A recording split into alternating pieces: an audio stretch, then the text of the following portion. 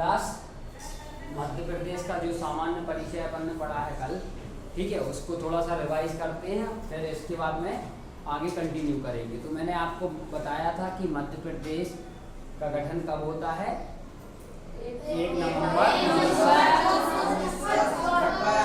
नवंबर 1956 को आपके मध्य प्रदेश का गठन हुआ।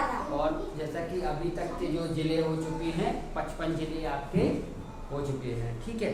और अभी तक कितने संभाग है मध्य प्रदेश में? 10 संभाग है, ठीक है। अपन ने उन सभी 10 संभागों की चर्चा की, किस संभाग में किस जिले आते थे, आपको वो बताया मैंने कल की क्लास में।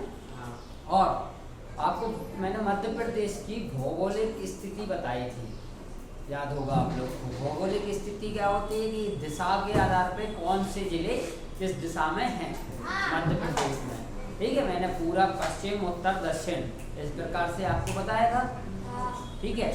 अगर मैं आपसे पूछ लूं तो आप लोग बता पाएंगे?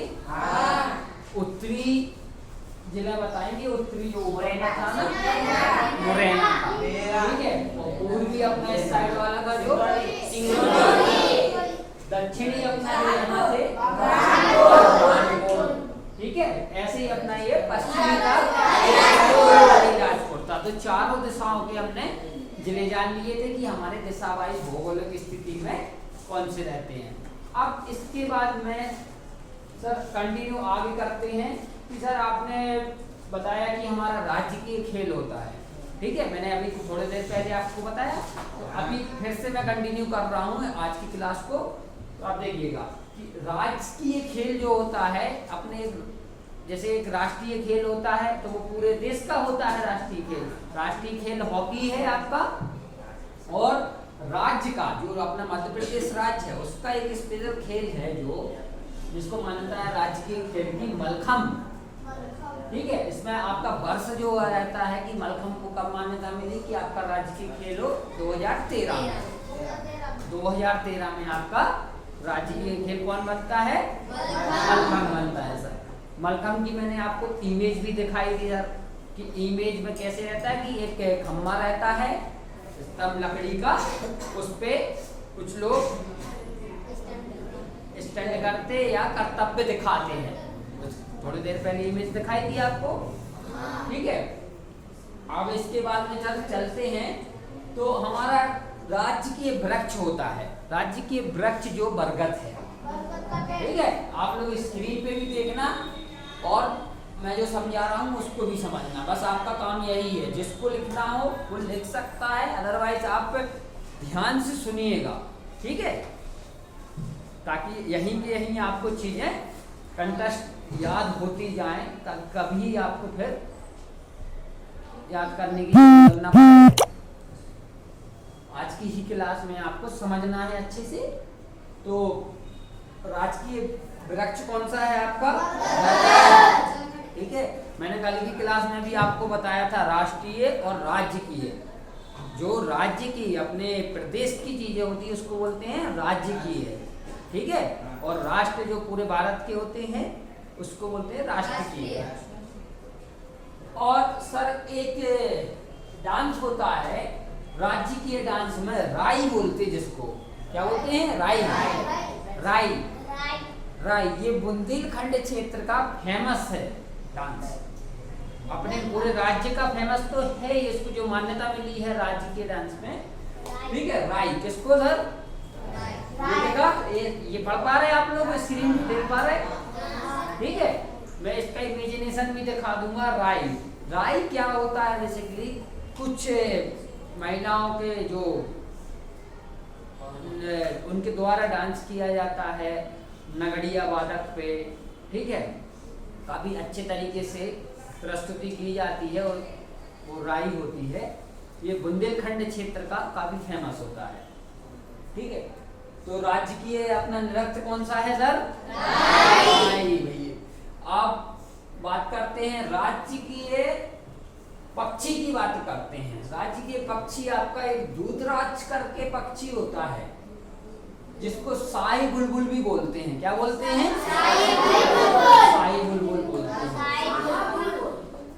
देखा होगा कभी कभार तालाबों में किनारे पे, है ना, बुलबुल। तो ये रुद्राज साई बुलबुल होता। और आपके एक मछली होती है सर, राजकीय मछली, ठीक है। तो राजकीय मछली का नाम क्या है सर? मासी, ठीक है। और राज्य की एक फल है आम। आम एक मैंने सुना है अलीराजपुर जिले में आम बड़ा फेमस है, बहुत इतना बड़ा आम होता है ना। अचार बनाते कि पकता है, वो कलमी आम जैसा रहता। तो अपना राजकीय फल कौन सा हो गया भाई? कौन सा हो गया? बोलो थोड़ा सा। तो बट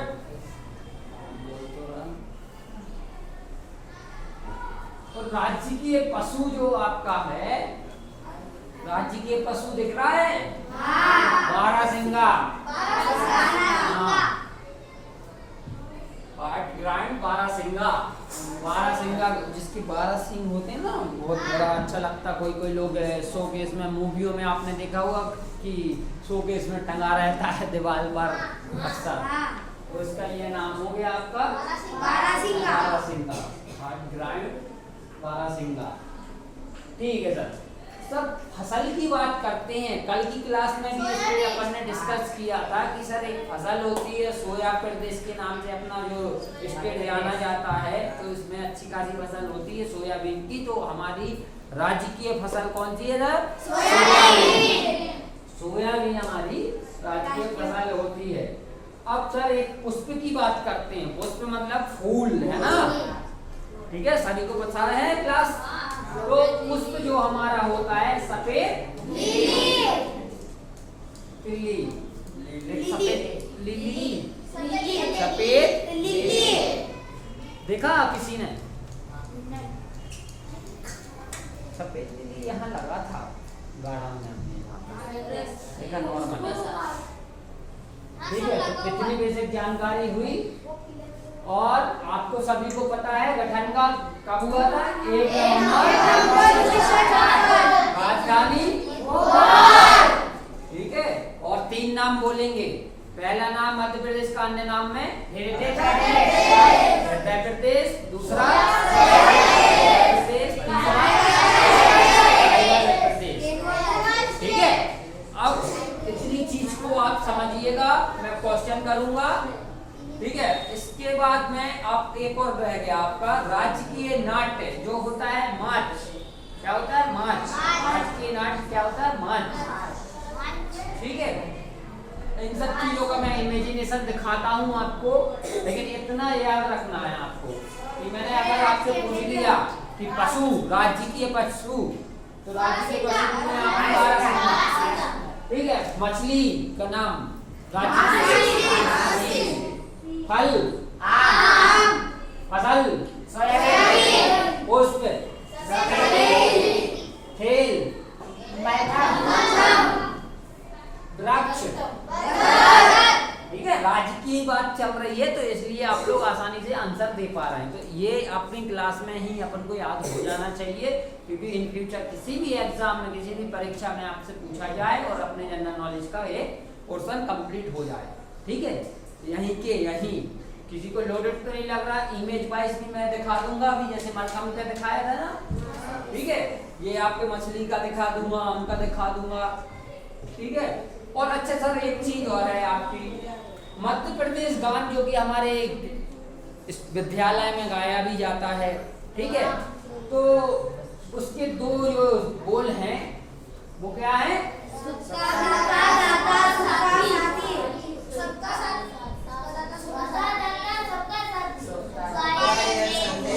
और इनके साथ लेखक कौन है? श्री महेश श्रीवास्तव जी, श्री महेश जी। तो इतनी चीज को अपन थोड़ा सा जोड़ देंगे, थोड़ा सा और समझेंगे। आप लोग भी बोर्ड पे देखें, स्क्रीन पे देखें, रिवाइज करेंगे बार बार। अभी इमेजिनेशन दिखाता हूँ, फिर इसके बाद में अपन आगे बढ़ते हैं। इसके बाद में आगे बढ़ेंगे, कर्क रेखा के बारे में जानेंगे कि सर मध्य प्रदेश के किन किन जिलों से कर्क रेखा का निकली है।